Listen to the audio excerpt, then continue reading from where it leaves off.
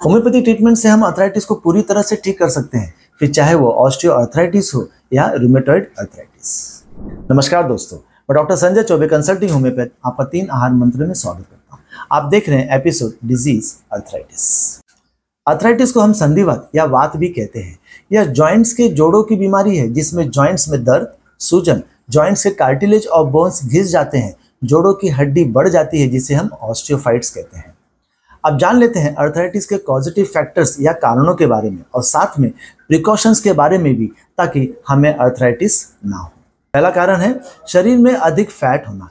शरीर में ज़्यादा फैट इन्फ्लेमेटरी केमिकल जैसे कि इंटरलेकिन 6 को बढ़ाता है, जिसके कारण जोड़ों में इन्फ्लेमेशन होकर कार्टिलेज घिस जाते हैं और अर्थराइटिस हो जाता है। इसलिए बॉडी में फैट जमा ना होने दे, जो नियमित एक्सरसाइज से मुमकिन है। नेक्स्ट है मोटापा या ओबेसिटी। अधिक वजन होने के कारण हमारे जॉइंट्स के कार्टिलेज पर दबाव बढ़ जाता है, वे धीरे धीरे घिस जाते हैं, उनमें इन्फ्लेमेशन शुरू होकर अर्थराइटिस हो जाता है। आप अपना वेट नियमित एक्सरसाइज और संतुलित भोजन से कंट्रोल में रखें। नेक्स्ट है जॉइंट्स का ज़्यादा इस्तेमाल होने से।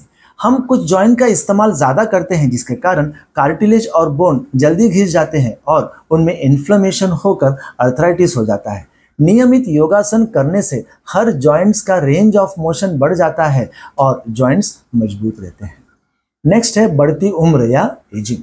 जैसे जैसे हमारा उम्र बढ़ता है, जॉइंट्स के आसपास का ब्लड का बहाव कम होने लगता है, जिसके कारण कार्टिलेज टूटने के बाद ठीक से रिपेयर नहीं हो पाते हैं और उनमें अर्थराइटिस हो जाता है। इससे बचने के लिए 3 आहार मंत्र के एक्सरसाइज सीक्वेंस को जरूर फॉलो करें, ताकि बढ़ती उम्र में भी आपके अंदर यूथ जैसा स्टेमिना रहे और आपके जॉइंट्स बचे रहें। नेक्स्ट है इंजुरी या चोट। चोट लगने के कारण जॉइंट्स में ब्लड जमा हो जाता है, जिससे इन्फ्लेमेशन होकर अर्थराइटिस हो जाता है। इसलिए चोट लगने पर डॉक्टर की सलाह जरूर लें और सेल्फ मेडिकेशन ना करें। नेक्स्ट है डायबिटीज। डायबिटीज के कारण बॉडी में एंटीबॉडीज और इंटरल्यूकिन 6 केमिकल बढ़ जाता है, जो जॉइंट्स में इन्फ्लेमेशन पैदा कर देता है और ऑस्टियोआर्थराइटिस या रूमेटॉइड अर्थराइटिस होने की संभावना को बढ़ा देता है। Diabetes, high cholesterol, high blood pressure को हम होम्योपैथी और 3 आहार मंत्र से ठीक भी कर सकते हैं और उन्हें कम से कम दवाइयों से कंट्रोल में भी रख सकते हैं और अर्थराइटिस से बच सकते हैं। बस अपनी सोच बदलिए और होम्योपैथी अपनाइए। नेक्स्ट है स्ट्रेस या तनाव। हमेशा स्ट्रेस, तनाव या गुस्से में रहने से बॉडी में कॉर्टिसोल हार्मोन ज़्यादा बढ़ जाता है, जिसके कारण जोड़ों में इन्फ्लेमेशन होकर अर्थराइटिस हो जाता है। इससे बचने के लिए मेडिटेशन या ध्यान योग का सहारा लीजिए। नेक्स्ट है कोल्ड ड्रिंक, जंक फूड या चॉकलेट्स। इन सभी को मीठा बनाने के लिए बहुत बार फ्रक्टोज का इस्तेमाल होता है, जो बॉडी में यूरिक एसिड को बढ़ा देता है और वह जोड़ों में जमा होकर अर्थराइटिस पैदा कर सकता है। इन सब चीज़ों से दूर रहिए। कभी कभी मीठा खाना हो तो जैगरी या गुड़ से बने हुए स्वीट्स खाएं। 3 आहार मंत्र जीवन शैली फॉलो करने से हम अपने शरीर की ज़रूरी चीज़ें सही समय पर, सही मात्रा में और सही तरीके से देते हैं, जिसके कारण हमारे जॉइंट्स मजबूत रहते हैं और हम अर्थराइटिस से बचे रहते हैं। नेक्स्ट जान लेते हैं अर्थराइटिस कितने प्रकार का होता है। अर्थराइटिस 6 प्रकार का होता है। पहला है ऑस्टियोआर्थराइटिस। यह बढ़ती उम्र या एजिंग के कारण होता है। पहले कार्टिलेज घिस जाता है और बाद में इन्फ्लेमेशन और उनमें ऑस्टियोफाइट्स हो जाता है। सेकंड है रूमेटॉइड अर्थराइटिस। यह एंटीबॉडीज के कारण होता है। यह एंटीबॉडीज जॉइंट में इन्फ्लेमेशन पैदा करके कार्टिलेज को नष्ट कर देते हैं। तीसरा है एंकाइलोजिंग स्पॉन्डिलाइटिस। यह भी एंटीबॉडीज के कारण होता है और सबसे पहले स्पाइन के जॉइंट्स को अटैक करके उन्हें नष्ट कर देते हैं। चौथा है सोरियाटिक अर्थराइटिस। यह सोरियासिस पेशेंट में पाया जाता है और यह भी एंटीबॉडीज के कारण ही होता है। पांचवा है गाउट अर्थराइटिस। यह यूरिक एसिड के कारण होता है और जॉइंट्स में पहले इन्फ्लेमेशन होता है और बाद में कार्टिलेज डिस्ट्रक्शन। लास्ट है जुवेनाइल अर्थराइटिस। यह अर्थराइटिस बच्चों में पाया जाता है।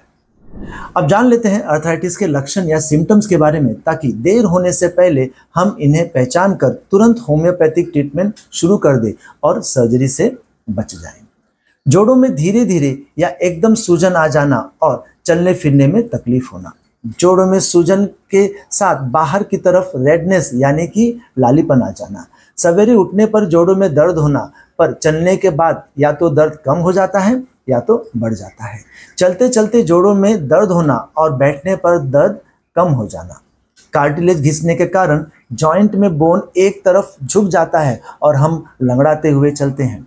जॉइंट्स में सूजन के साथ गर्माहट महसूस होना, जोड़ों में चुभन, जलन या खिंचाव महसूस होना, चलते चलते घुटनों में अचानक वीकनेस आ जाना और हम चलने में शरीर का बैलेंस खोने लगते हैं। जोड़ों में, कमर में, गर्दन में, एड़ी या हील्स में सवेरे उठने पर, ज़्यादा देर बैठने पर जकड़न महसूस होना या अचानक करंट लगने जैसा दर्द होना। तो ये हो गए सिम्टम्स के बारे में। अब जान लेते हैं अर्थराइटिस के ट्रीटमेंट के बारे में। Pain killer, calcium tablets, vitamin D3, steroids, multivitamin arthritis का सही ट्रीटमेंट नहीं है।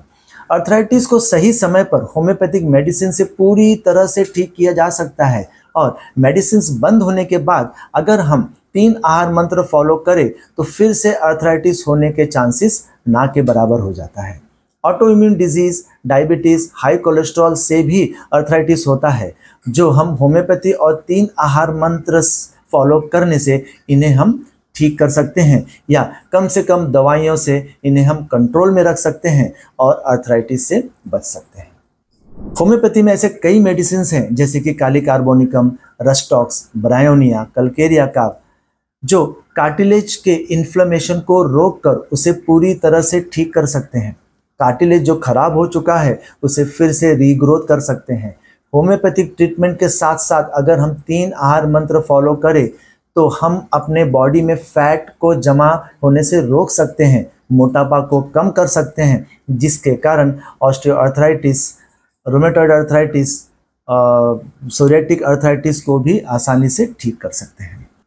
अर्थराइटिस से बचने के उपाय जानने के लिए या होम्योपैथिक ट्रीटमेंट के लिए स्क्रीन पर दिए गए नंबर पर कॉल करें या व्हाट्सएप करें या कमेंट बॉक्स में जाकर अपना क्वेरीज आप पोस्ट कर सकते हैं।